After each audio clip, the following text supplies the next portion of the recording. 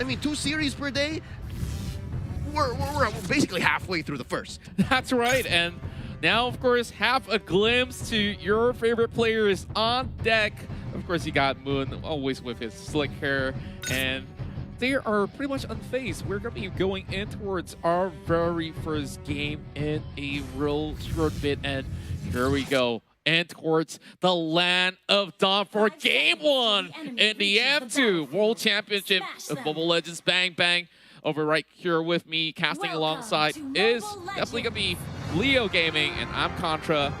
And we will not forget to thank Singtel, our partners in esports, to unlock lag-free and ultra-fast gaming experience with Singapore's fastest 5G network. Keep calling and get the edge you need on your road to Mystic and MLBB with Singtel. Oh, look at this. Heat starting it up strong. Again, this is going to be key. You got to bother Chiku. You got to take away these purples, these oranges, and the Serpent's still alive. Maybe a third of health left. Heath is just working his mask. He's saying, you know what, this is a non-starter. Could not get it. Oh, he actually dives in a little bit late to the scene, and it might just be partly she's already used this flicker as well. He needs to get out of this, and I believe that that chunk of health left, he's got to back away. Oh, Curtizi super aggressive up top, cutting the lane already. I do believe this is maybe just the second or third wave. Oh, the duel! It's happening! Maze already goes in for the flicker. That's out. Curtizi looking for a dash. Can he find him in the bush? Oh, he gets it! Whoa! That's first blood for Omega Esports. Just look at that blow, and Curtsy still at it once again, and E1 tries to finish him off, and he managed to make it out. What? Absolutely insane. Omega Esports not only got the first blood, but he makes it out alive. With relative impunity. Not the team, but the fact that he was not punished at all. That was a big 3-man rotation sent in by Todak. And in mid, that's going to be Moon being hit by the Mountain Shocker. Survives with just a sliver of health as well. Yeah, and I am definitely excited to see what goes up next. A lot of all these flickers have already popped up from the side of Todak, and they are forced to play passive all the way. Now, Kenji is also controlling his lane relatively well, so if they were to choose to roam, definitely could be great. Now, looking at this, we got it all wrong during the draft, I must admit. Yeah. It's actually the Ruby and the Khalid, and then the Benedetta and the Cho facing off. Now, Heath just checking the bush, seeing who wants in. E1 goes for the bite, now starting this very first turtle. Again, we talked about this in the pre-game discussion. Counters and timers are just way up. That's the first turtle going over to Omega. Yeah, and Omega Esports, like we said, really put the pedal to the metal on this one as they managed to really rake in on the goal. They're already 1K ahead, and he forces E1 to back away. He has to find a different angle to perhaps give a little bit of support heading down towards the bottom side. But oh, Yelly Haze is going to be having some danger right here. Ooh, there's a Mountain Shocker alongside the ejector. Oh, they're going to go for the neck, and Moon goes down. E1 survives. Not much he could do to help out his mid laner, and now Chiku. BMI out, goes for the duel. That's going to be the blazing duet. Oh, it's not a duel if it's a 2v1, and he's out. Yeah, he knows he's got no business there being a 2v1, and all he can do is just get as much of those creeps as possible. And now Kenji possibly will be just, you know, doing what he can just to sustain, and Stu will just be quite an annoyance to deal with. Yeah, Contra, let me make a quick prediction here, and let's say a call. Hold up before that.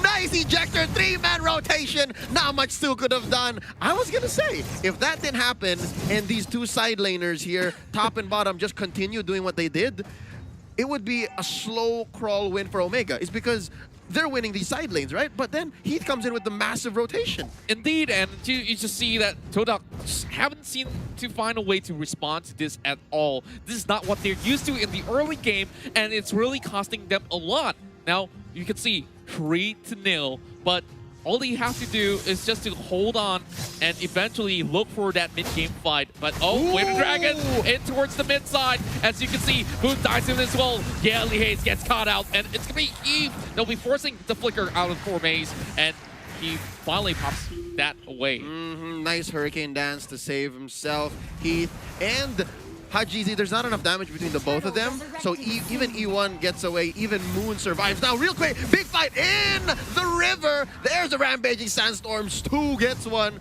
Down goes Hajizi. The machine needs some maintenance. Oh, man. Speaking of the machine here, he's going to be flipping Moon over like a burger patty. And, man, he definitely doesn't want any of that sort of pressure going on. He's going to be backing away, but fixing back down and towards the bottom side of the map, we do see Kenji just enjoying his time over on the bottom side after getting that one pick off. And of course, that might just happen again to that Khalid if he's not careful enough. But over the KZ side, the 1v1 is commencing. I love it how top lane here is all about just the mechanically skilled heroes. It's just, yeah, the Shunpos and just the dashes on the Cho versus the parries coming in from Cortese, and the dashes is infinite, right? But right now, look at this. Kenji, with the help of Hajizi, of course, off camera. That's going to be the Mount Shocker checking him out. Ooh, trap set in. Quick take on the turtle first for a good fight. Here we go, charging it up. Let's see what happens. Blazing the Wet out. Chico, I love how he's so disciplined. Yeah, he's definitely holding on towards that trigger at the moment, and for me, it's just getting as much vision as he can. Just looking at the itemization right now, we do have Stu already having half the season. Oh, it's going to be Eve that will be able to pull E1 right in. And that is definitely quite a worrisome affair. But, well, we do have the Demon Hunter Sword out as well for the side of Chiku, so that's going to be great. Yep, but right now there's a top lane fight here extending into the river. E1 just hops out, 1,000-pounder to save himself. Oh, there's a flicker and an arrow for good measure by Moon, saving his teammate, and that's going to be another failed engage. Okay, so the first 5 minutes were relatively action-packed, and I think these two teams now respect each other a little more. Now May's looking for an engagement, and he backs out. Arrow finds no target, blazing the way by Chiku, going 1v1 against Kenji. Yeah, I don't think Kenji should pick this fight. He'd get kited.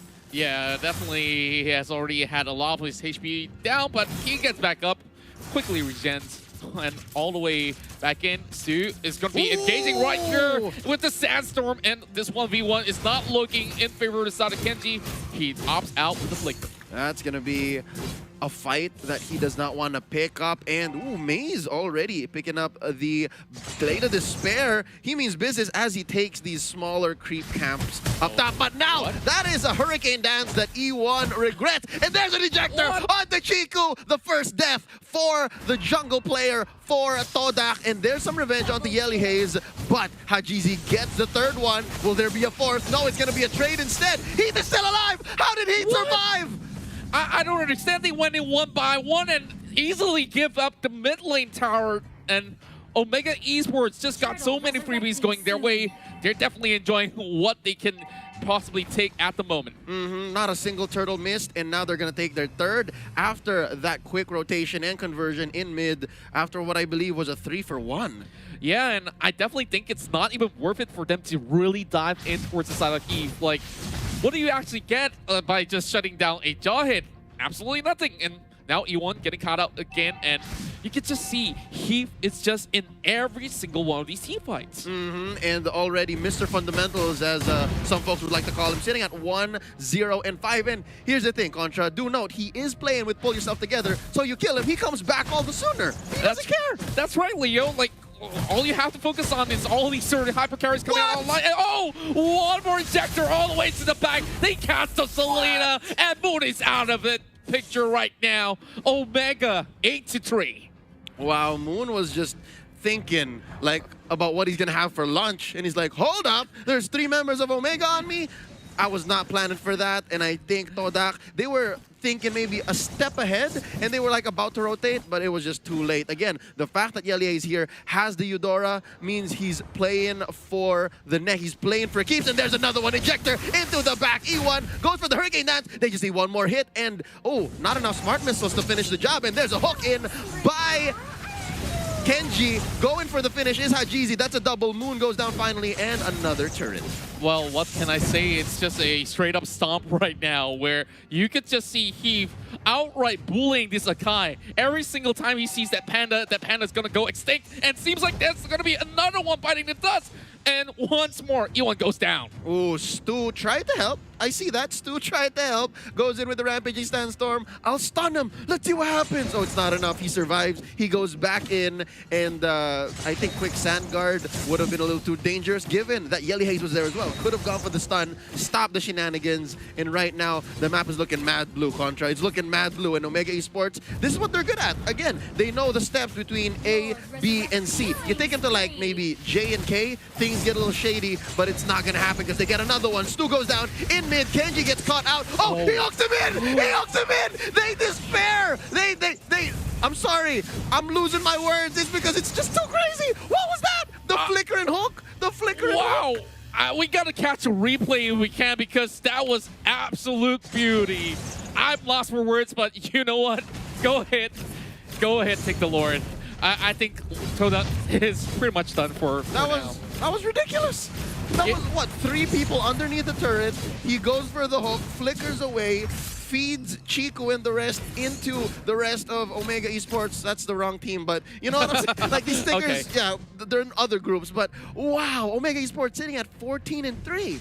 That's right, and maybe they're sending signals. It's like, hey, Alter Ego, are you watching this? Like, we're coming after you next. Evos SG, check it out. Oh yeah, and the list goes on. I wonder how many more stickers do we see because early on we saw Moon pop up that M1 sticker, but yep, this Hurricane Down is going to be setting up, and they might just actually get Heat right across, but he is in safety. Stu gets caught out instead, and Curtizi looking for blood, hunting for Chiku as well as Moon. He's already inside of the enemy's base. What? And he doesn't care. Drop that missile arrow as much as you may. I will take out your inhibitor turret on the top lane. He caught it with much gusto. He's like, I'll take it. Don't give it to Hajizi. I'll take it. Now Chico running for his life in his own base. This is not a good spot to be if you are Todak. And it looks like they're just focusing on the base right now. Ladies and gentlemen, it's just 11 minutes and 15 seconds in. Mid lane gonna be as well. The next target, another ejector onto E1. And ladies and gentlemen, it's just a matter of time. That's gonna be game 1 going over to Omega Esports. And now the Philippines will top the groups. At the moment, Omega really represented it well with them hungry for the first win, and the champions of MYSG will suffer a first round defeat. But hey, all's not over just yet because this is just 1 out of 3 games in this best of 3 format. So we still got perhaps 2 more to go. Yep, this is what, a 12-minute game, maybe even under, and I don't know. Todak, they had a solid draft, and in the first maybe 6 or 7 minutes, it looked like Chiku had it going still. But man, at every single front, it seems like Omega Esports knew exactly what to do. Again, to go from point A, B, and C. We'll hear more about this from our analyst in just a bit. But for now, ladies and gentlemen, we would also like to thank Tumi for being the partner of sponsor in M2 as the journey to become the champion of M2 has been perfected with the latest Tumi luggage and backpack. You can bring your gear anywhere with you safely without